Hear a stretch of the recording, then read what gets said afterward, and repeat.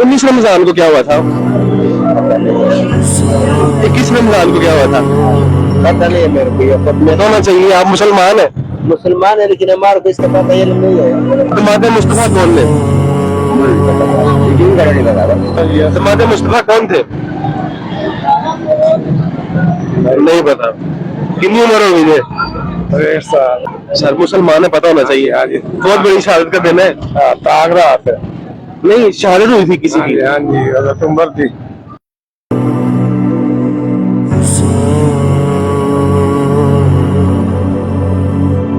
Sir 19 Ramzan को क्या हुआ था?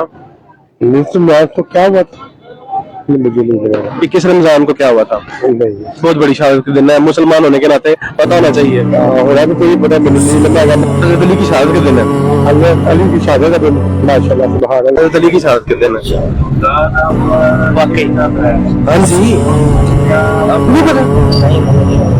19 रमजान को क्या हुआ था? 19 रमजान को 19 रमजान था। 21 रमजान को क्या हुआ था सर? किस लिहाज से? बहुत बड़ी शहादत का दिन है। मेरे तो में नहीं है। दमादे मुस्तफा की शहादत का दिन है। अच्छा, दमादे मुस्तफा हज़रत उस्मान की, नहीं नहीं, हज़रत अली की। हज़रत अली की, हज़रत अली की शहादत हुई थी। सर 19 रमजान को क्या हुआ था? क्यों है?